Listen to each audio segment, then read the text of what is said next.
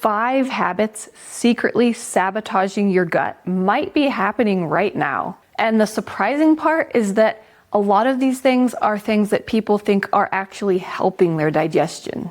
I'm a certified gut wellness coach, and I'm not a medical doctor. And what I'm sharing here comes from my own experience and what I've observed working with people over time. If you've ever felt like you're trying to support your gut, but something still feels off, a few subtle habits might be getting in the way without you realizing it. Today, I want to walk through 5 of the habits that I see the most often, and one of them doesn't even have anything to do with food. The first habit is choosing the wrong kind of probiotic food for your situation. Probiotic foods are often recommended for gut wellness, but not all probiotic foods work the same way for every person. For example, some people do really well with cultured dairy like yogurt or kefir, while others feel better starting with fermented vegetables like sauerkraut. In my experience, the body can respond differently depending on what it's trying to do. Cultured dairy tends to be more soothing, and fermented vegetables can feel more stimulating to the digestion. So if we choose the probiotic food that doesn't match what the body needs in that moment, digestion can actually start to feel more unsettled instead of better.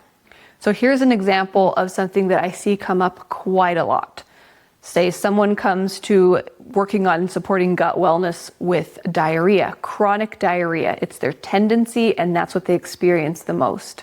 And then on the other hand, you might have somebody who comes to this with constipation. That's their tendency, and that's what their body is prone to. And sometimes there are people who will switch back and forth between both of them at different times. So how do we know what types of probiotic foods to focus on? One thing that I like to remember is that cultured dairy specifically has a lot of stool firming properties. And on the other hand, things like fermented vegetables, sauerkraut, kimchi, vegetable medley, and beet kvass, they can tend to have more stimulating properties. So for someone who is struggling with diarrhea, cultured dairy is oftentimes a very good place to start. And then someone who comes struggling with constipation, not starting with a cultured dairy, especially a high protein one like yogurt or kefir made with milk, but instead starting with a fermented vegetable that's more stimulating and more able to help encourage things to move more easily, is oftentimes a better choice. And then for situations where a person is going from one digestive symptom to the other, it can often help just to know the benefits and the properties of the different types of probiotic food so that you can toggle them and adjust them. Maybe if you're having both of them, you can increase one and decrease the other, or you can increase another one and decrease another one, just depending on what the body is telling you about what it needs. Again, there's so much individual variation here, and whenever I work with people, I always find their health history and they answer intake questions so they can get a full picture.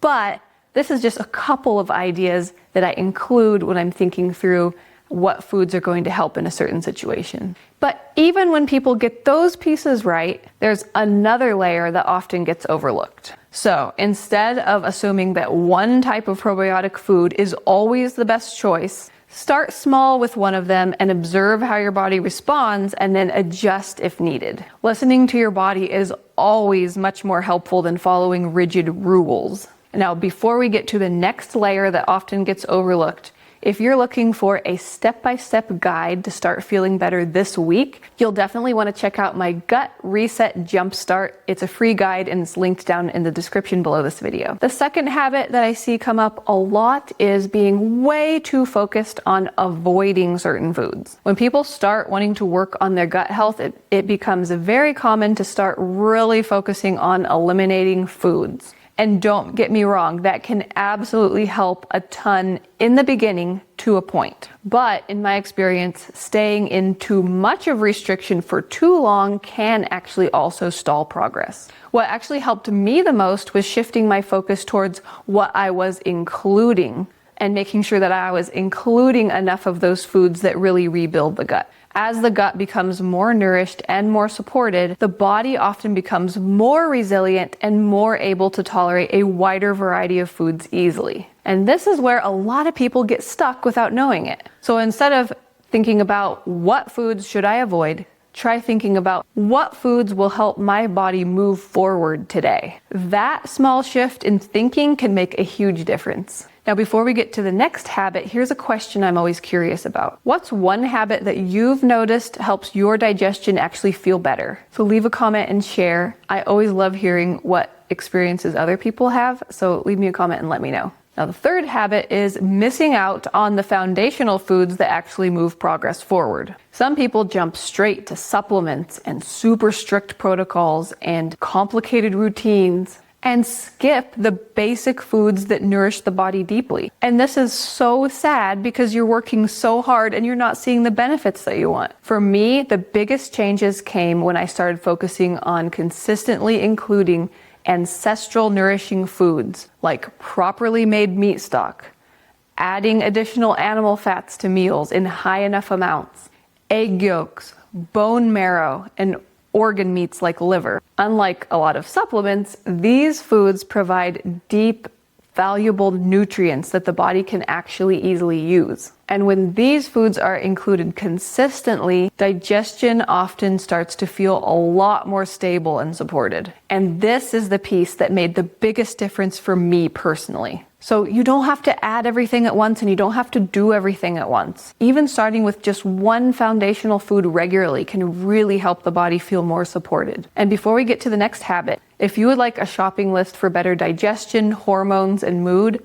make sure to check out my free Real Food for Real Results shopping list. It's linked down in the description below this video. And this fourth habit is huge. It's forgetting to support detox as the body is rebuilding. When the body starts receiving more nourishment and more nutrients, when you're consistent with these powerful foods, it often naturally wants to start cleaning up and restoring balance. But for that process to feel comfortable, the body really needs a way to move things out. In my experience, gentle supports made a big difference. Things like sunlight, Epsom salt baths, grounding, skin brushing, castor oil packs on the liver. And these are not extreme detox practices. They're gentle and effective ways to support the body as it rebuilds. So as the body becomes stronger, it naturally wants to clean up. But toxins need a way to move out effectively. Otherwise, if that becomes backed up, you can really feel worse. But there's one more piece that tends to make everything easier to stick with, and it's not even about what you're eating. It's the way that you think about your body in the healing process. Supporting gentle detox really helps the body move forward more comfortably and feeling better. This final habit has nothing to do with food. It's the mindset that we bring to healing. When people begin working on gut wellness, it can be really common to fall into a victim type of a mindset, where it feels like the body is broken. But in my experience, the body is always doing the best that it can with the resources that it has. When I shifted into what I call a hero mindset, everything changed. A hero mindset means continuing to show up for your health even when progress feels slow. It means listening to your body, adjusting when needed, and staying consistent without expecting perfection overnight. Because the truth is, nobody does this perfectly, especially in the beginning.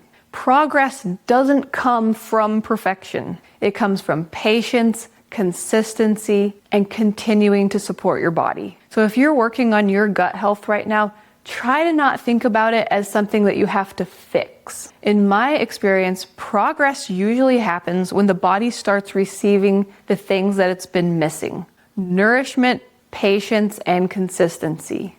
Not perfection. So start small, pay attention to how your body responds, and build from there. And if you would like to make some easy food swaps that reduce cravings, inflammation, and brain fog, make sure to check out my free Easy Real Food Swaps guide linked down in the description below this video. Now that you know about the 5 habits secretly sabotaging your gut, you might be wondering how to make one of the most powerful probiotic foods at home the easiest way.